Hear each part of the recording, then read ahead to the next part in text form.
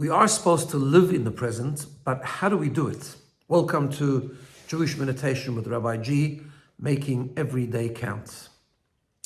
So we know that in the teachings of mindfulness and personal growth, we often hear that the way to achieve tranquility, the way to achieve focus, is to live in the present. But the question is, it's great to know that we have to do that to achieve peace of mind. But how? How do we actually make sure we live in the present?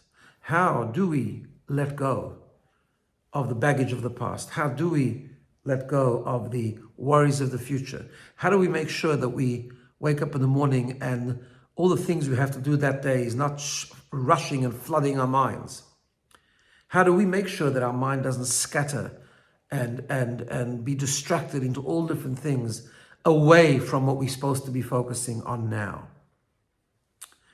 And let's face it, it's a very difficult thing to do. So I want to share with you a sort of fundamental idea, which is foundational in Jewish thought, which maybe can help us understand the importance of the now, the importance of the present. There are a few fundamental principles in Judaism, and two of them go like this.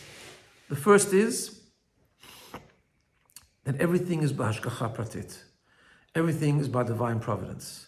Nothing happens by chance. Everything, even things that seems to go wrong. If I wake up in the morning and I was planning to go to a certain place to have an appointment and I end up getting lost, or end up being stuck in a traffic jam, or I'm on a flight and it's supposed to land in Sydney and for some reason there's winds and bad weather and it gets diverted to Brisbane, or whatever the distraction is, whatever the outcome is, everything that happens in our life is b'hashgacha pratit. Everything is by divine providence. If we land up somewhere, we're supposed to be there. But that goes hand in hand with the second foundational principle, and that is life is about purpose and meaning.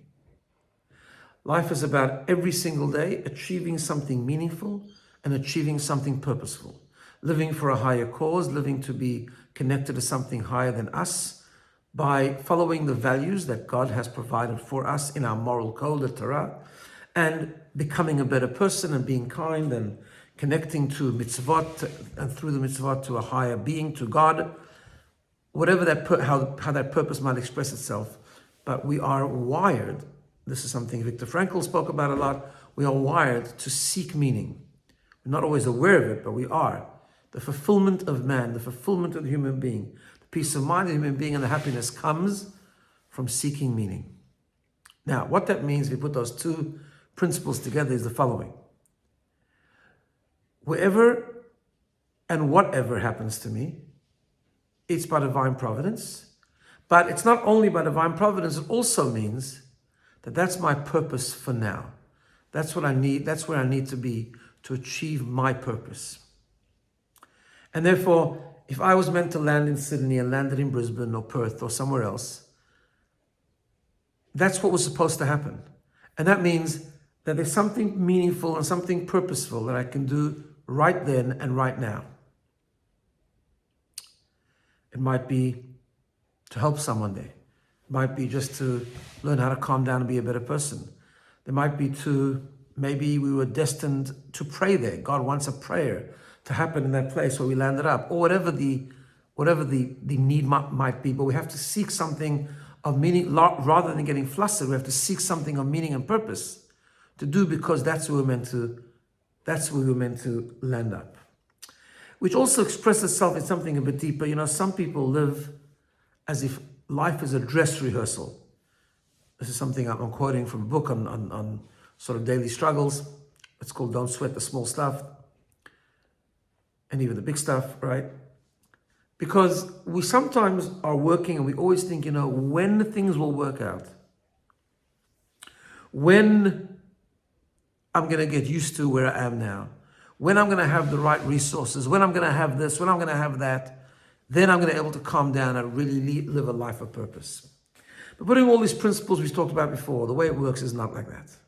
The way it works is when I wake up in the morning, or wherever I land up during the day, what I am given is what I'm supposed to be given. Where I am is where I'm supposed to be. And where I am is where I'm supposed to be for a meaning and purpose with the resources that I have now that God has given me. That doesn't mean that I can't work to improve my situation, to improve my resources, to improve my health, to improve my happiness, whatever the case might be. But right now, for this moment, I am where I'm supposed to be. I have what I'm supposed to have. And it's all there as the necessary resources to achieve my purpose now. Completely different look at life.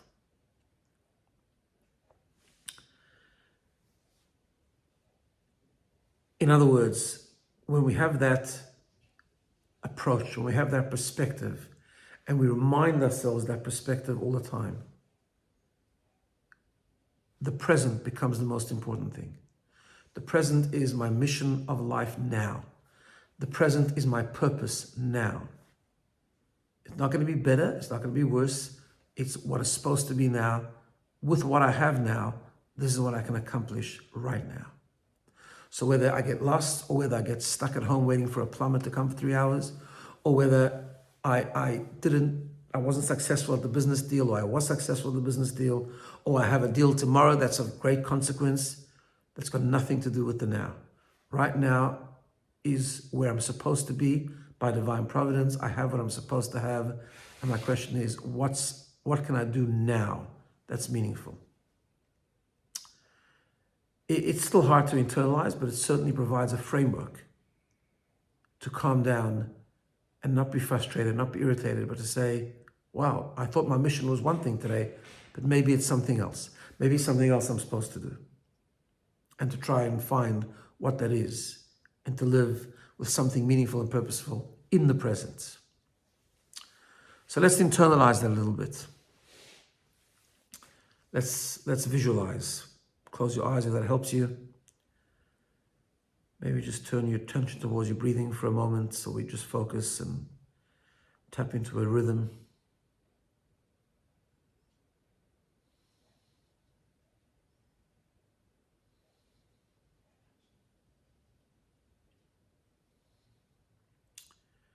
Let's try and visualize this process a little bit. So just imagine, picture in your mind a plan that you have. Maybe getting into a car, boarding a plane, maybe something that happened to you in the past that you can visualize that you have a plan. You begin and the plan derails in the middle. You get stuck, get diverted, the plane is cancelled, the person never showed up. Picture in your mind, picture it, your own story. Let's take a moment just to create that story in our mind and to picture it clearly.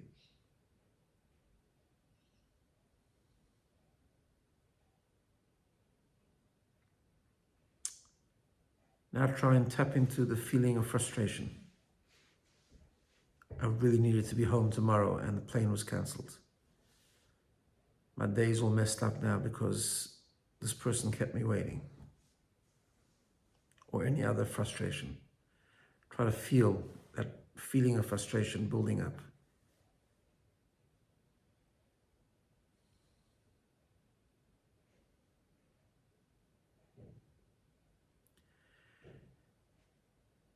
And now take a deep breath. And in your mind, just begin this thought process. Everything is b'hashgacha pratit. I am where I'm supposed to be. I've landed where I'm supposed to land. At this time, at this moment. The resources available to me now is what I'm supposed to have. There's a purpose. Look around. Who can I help? Who can I be kind to? What mitzvah can I achieve now? How can I make the present meaningful?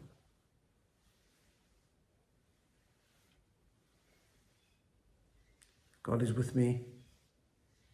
He's the one who diverted me off my plan. There's a purpose. The now is the most important thing. This moment is important. This moment is where I can achieve.